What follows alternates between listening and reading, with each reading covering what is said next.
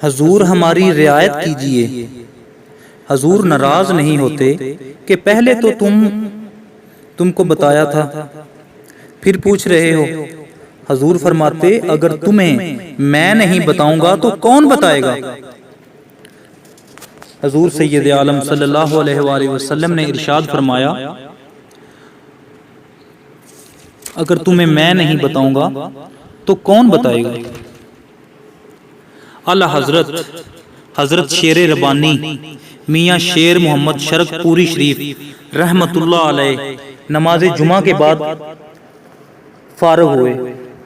لوگ آپ سے مصافحہ فرما رہے تھے، جس طرح علماء کا معمول ہوتا ہے کہ ہر نماز کے بعد لوگ علماء سے مصافحہ کرتے ہیں۔ ہر شخص آپ سے مصافحہ کرتا ہے تو ایک بوڑھا شخص آپ سے مصافحہ کرتے ہوئے رو پڑا۔ تو میاں صاحب نے اس سے پوچھا، میاں صاحب ٹھوس پنجابی بولتے تھے۔ میاں صاحب فرماتے ہیں بیلیا کی گل ہے؟ اس نے کہا جی میں دور دراز سے سفر کر کے آیا تھا، آپ کے پیچھے نماز جمعہ ادا کی، پڑھنے کے لیے آیا تھا تو بوڑھا ہوں، کمزور ہوں، وقت پر میں پہنچ نہ سکا، آپ کا خطاب گزر گیا تھا۔ خیر میں نے آپ کے پیچھے نماز جمعہ تو پڑھ لی ہے، لیکن آپ کا خطاب نہیں سن سکا۔ آپ سے ملا ہوں اور آپ کے ہاتھوں کے لمس نے روح تک نور اتارا، تو میرے دل میں یہ آرزو جاگی کہ کاش میں نے آپ کا خطاب بھی سنا ہوتا۔ اس حسرت کی وجہ سے میری آنکھوں سے بے ساختہ آنسو نکل پڑے۔ تو میاں صاحب نے فرمایا بیلیا تو رک جا، باقیوں کو اجازت ہے۔ جب سارے لوگ چلے گئے مسجد خالی ہو گئی اور جمعۃ المبارک میں جو خطاب کیا تھا دوبارہ شروع کر دیا۔ تو اس نے لجاجت برے لہجے میں ہاتھ جوڑ کے کہا حضرت میرے لیے آپ نے اتنا تکلف گوارا کر رہے ہیں، میرے لیے؟ تو میاں صاحب کہنے لگے بیلیا جس رب واسطے انہاں نو سنایا سی اسے رب واسطے تینوں سنا رہا ہوں۔ جس رب واسطے انہاں نو سنایا سی اسے رب واسطے تینوں سنا رہا ہوں۔ تو حضور سے اگر کوئی دوبارہ پوچھتا تو حضور ناراض نہیں ہوتے، بلکہ حضور پھر ارشاد فرما دیتے اب مکے میں یا تو بندہ پکا مومن ہوتا تھا یا تو بندہ پکا کافر ہوتا تھا، مکے میں منافقت نہیں تھی۔ حضور جب مدینے تشریف لائے شجر اسلام سنورا تو مسلمانوں کی صفات میں یہودی بھی آ پہنچے۔ تو جب صحابہ ادب سے عرض کرتے رائنا یا رسول اللہ، رائنا یا رسول اللہ، صحابہ جب کہتے ہیں نا رائنا یا رسول اللہ، حضور ہماری رعایت کر دیں، تو یہودی اس لفظ کو تھوڑا سا بل دے کر رائنا کی بجائے رائنا کو پڑھتے، اور یہ ان کی لغت میں ایک گالی تھی۔ اسی طرح وہ خود سے باطن کا اظہار کر جاتے۔ حضرت سعد بن معاذ رضی اللہ تعالی عنہ چونکہ یہودیوں کے حلیف رہے تھے اور ان کی لغت سے واقف تھے، تو جب انہیں پتہ چلا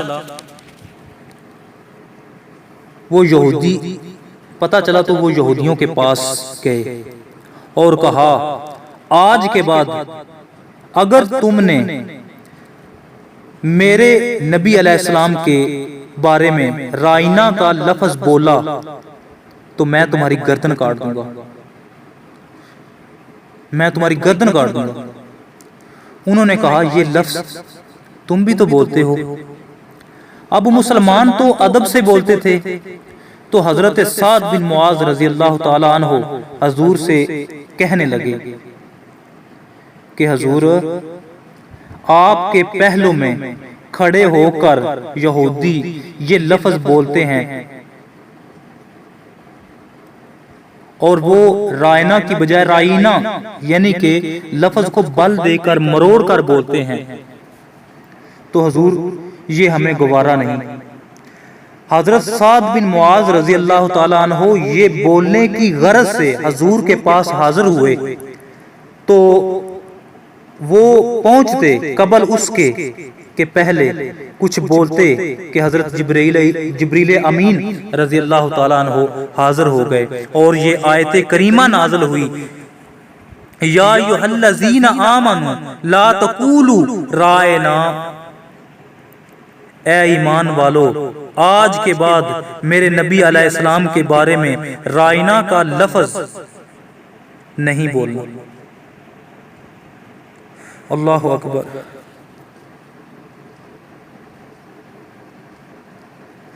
آج کے بعد رائنا کا لفظ تم نے نہیں بولنا، بلکہ حضور جانتے تھے کہ صحابہ تو اچھی نیت سے بولتے تھے، تمہارا تو رواں رواں ادب سے کانپ رہا ہوتا ہے، تم ادب کے سانچے میں ڈھل کے یہ لفظ بولتے ہو۔ لفظ وہی ہے جس کے پہلو میں کھڑے ہو کر یہودی میرے رسول کی توہین کرتے ہیں، اگرچہ تمہاری نیت نہیں ہوتی، لیکن میں گوارا نہیں کرتا کہ جس لفظ کے پہلو میں کھڑے ہو کر میرے رسول کی توہین کا مکان بھی موجود ہو، میرے رسول کے لیے وہ لفظ بھی نہ بولا جائے۔ آج کے بعد تم نے یہ لفظ نہیں بولنا۔ کہا یا اللہ اگر کوئی اور لفظ بھی بولیں گے تو منافق جو ہیں وہ بھی بولنے لگ جائیں گے۔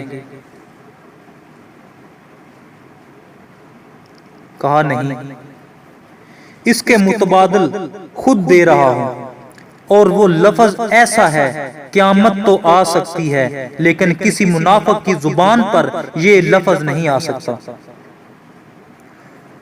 وَقُولُ انظُرْنَا، عرض کرو آقا ہم پہ نظر کرم کیجئے، یعنی کہ یا رسول اللہ انظر حالنا، یا رسول اللہ انظر حالنا، یا حبیب اللہ اسمع قالنا، یا رسول اللہ ہم پر نظر کرم کیجئے۔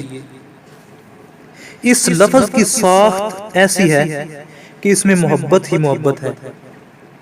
تو آج کے بعد میرے نبی علیہ السلام کے لیے تم نے رائنا کا لفظ نہیں بولنا، بلکہ مخاطبہ نوبت آئے تو، بلکہ یعنی کہ اس کے مخاطب اگر نوبت آ جائے تو یا رسول اللہ انظر حالنا، انظرنا سے مخاطبہ کرنا ہے۔ تو یہ اتنی حساس اور نازک بارگاہ ہے، یہاں بولنے سے قبل لفظوں کا چناؤ کرنا ترتیب کی گئی ہے، بلکہ سورۃ المجادلہ کے اندر ارشاد فرمایا یا ایھا الذین آمنوا، اے ایمان والو جب میرے نبی سے بات کرنی ہو تو یوں ہی نہ آ جاؤ، پہلے گھر جاؤ، کوئی فقیر ڈھونڈو، پھر صدقہ کرو، پھر خیرات کرو، پھر میرے نبی کے پاس آؤ، تمہیں پتہ چلے کہ کتنی اونچی بارگاہ میں آ رہے ہیں۔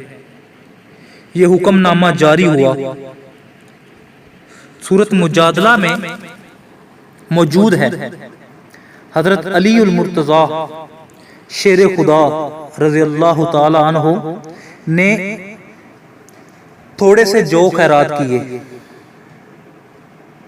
اور جو خیرات کیے اور 10 مسائل آپ صلی اللہ علیہ وسلم سے پوچھے۔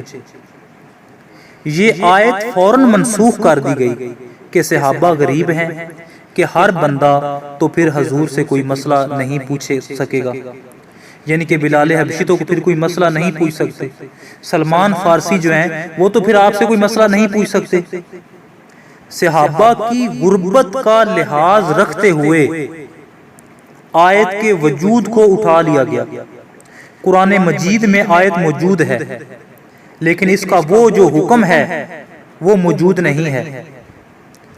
سورۃ الحجرات کے اندر ایک اور ادب سکھایا گیا، کہا کہ یہ کوئی معمولی بارگاہ نہیں کہ میرے نبی کی آواز سے آواز اونچی ہو گئی تو میں تمہارے سارے اعمال ضائع کر دوں گا، اگر آواز بھی اونچی ہو گئی تو لٹ جاؤ گے، برباد ہو جاؤ گے، تمہارے پلے کچھ بھی نہیں رہے گا، سارے اعمال برباد کر دوں گا اور تمہیں پتہ بھی نہیں چلے گا۔ تم سمجھو گے کہ نیکوکار ہیں، اتنے حج کیے ہیں، اتنے عمرے کیے ہیں، اتنے چلے کاٹے ہیں، اتنی عبادات، اتنے صدقے، اتنی نمازیں، اتنے روزے، اتنے قیام، اتنے رکوع، لیکن سب کچھ لٹ جائے گا اگر تمہاری آواز میرے نبی کی آواز سے بھی اونچی ہوگی۔ حضرت سائن بن یزید کہتے ہیں میں مسجد نبوی کے ایک گوشے میں بیٹھا تھا تو کسی نے مجھے کنکر مارا، میں نے پلٹ کے دیکھا تو وہ حضرت عمر رضی اللہ تعالی عنہ تھے۔ میں ان کے پاس اٹھ کر چلا گیا اور میں نے کہا آپ نے مجھے کنکر کیوں مارا؟ وہ فرمانے لگے وہ دو آدمی جو بیٹھ کر باتیں کر رہے ہیں اور ان کی آواز بلند ہے، ذرا ان کو بلا کر کے لاؤ۔ وہ کہتے ہیں کہ میں گیا اور ان کو بلا کر کے لایا۔ حضرت عمر رضی اللہ تعالی عنہ نے ان سے کہا کہ تم بلند آواز سے بول رہے ہو، کہاں کے رہنے والے ہو؟ انہوں نے کہا جی ہم طائف کے رہنے والے ہیں۔ کہا اگر تم اہل مدینہ سے ہوتے تو میں تمہیں سزا دیتا، تم بلند آواز سے بول رہے ہو، جانتے نہیں یہ مسجد رسول اللہ کی ہے، یہ میرے رسول اللہ کی مسجد ہے، یہاں تو آواز کو پست کرنے کا حکم ہے، اونچا نہیں بولنا، یہاں تو لہجے بھی سنبھال کر رکھنا پڑتے ہیں۔ امام مالک فرماتے ہیں کہ 40 سال تک حضور نبی کریم سید عالم صلی اللہ علیہ وآلہ وسلم کے روضہ انور کے پاس بیٹھ کر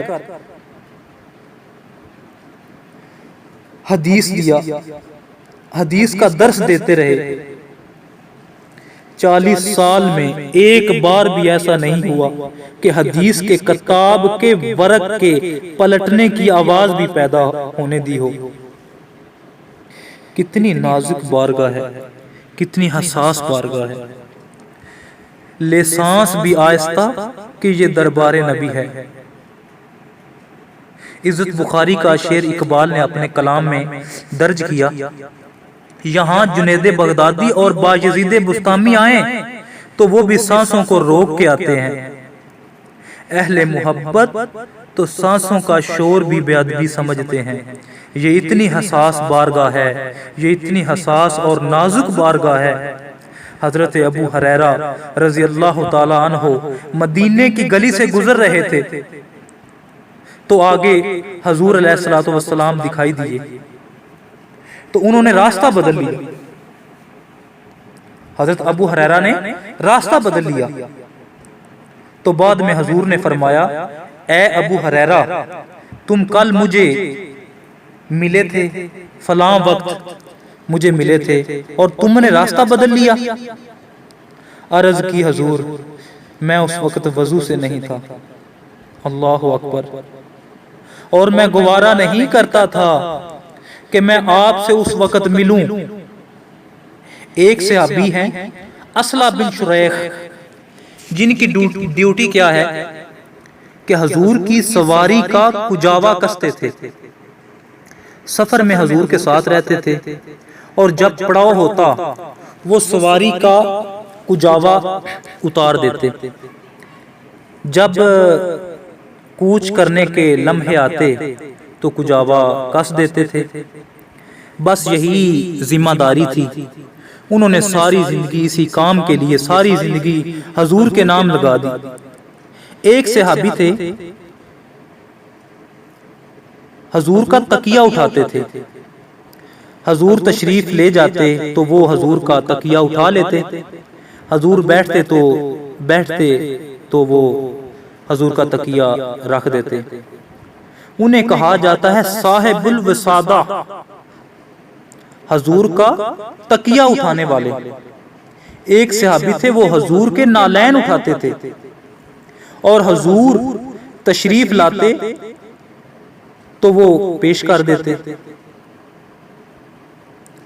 ان کو تاریخ میں صاحب النالین کا خطاب دیتے، حضور کے جوتے اٹھانے والا۔ حضرت انس حضور کے خادم خاص ہیں، آپ سب جانتے ہیں۔ حفیظہ بن یمان حضور کے رازدان تھے۔ ایک سفر میں رات کو پڑاؤ کیا تو سرد رات تھی، آپ کے اس صحابی حاجت غسل واجب ہو گئی، آپ کے اس صحابی پر حاجت غسل واجب ہو گئی۔ صبح جب غسل کرنے کے لیے گئے تو پانی بہت ٹھنڈا تھا، تو یہ کہیں سے لکڑیاں لائے اور پانی گرم کرنے لگے۔ اتنے میں قافلے کے کوچ کے لمحے قریب آ گئے تو ایک انصاری صحابی کو بلایا اور بلا کر کہنے لگے کہ یار ذرا حضور کا کجاوا جو ہے سواری کا وہ تو کس دو، اور خود پانی گرم کر کے پانی میں غسل کیا۔ اتنے میں قافلہ کوچ کر گیا اور یہ بھی اپنی سواری کو حضور کی سواری کے قریب گیا، اور جب حضور کے قریب ہوئے نا تو حضور ان کی جانب دیکھا تو حضور مسکرا پڑے۔ اعلیٰ حضرت فرماتے ہیں جس کی تسکین سے روتے ہوئے ہنس پڑے، اس تبسم کی عادت پہ لاکھوں سلام، مصطفیٰ جان رحمت پہ لاکھوں سلام۔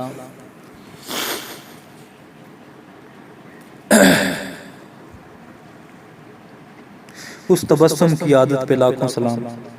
حضور مسکرائے اور مسکرا کر کہا اصلا آج کجاوا بدلا بدلا لگتا ہے، تمہارے ہاتھ کا کسا ہوا نہیں لگتا۔ تو اصلا بن شریح نے عرض کی یا رسول اللہ میں نے کسا بھی نہیں ہے، یہ تو فلان ساری نے کسا ہے۔ تو کہا تم نے کیوں نہیں کسا؟ تو سنو حضرت اصلا بن شریح نے کیا جواب دیا، اور دیکھو کہ حضور کی بارگاہ کتنی حساس بارگاہ ہے۔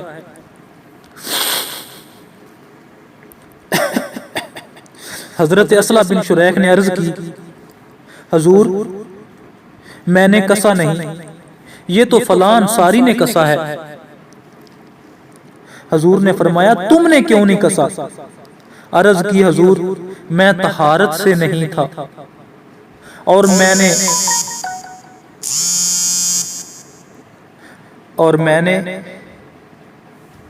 میں نے گوارا نہیں کیا کہ جن لکڑیوں نے آپ کے بدن کو چھونا ہے ان کو بے وضو ہاتھ لگایا جائے۔ اللہ اکبر۔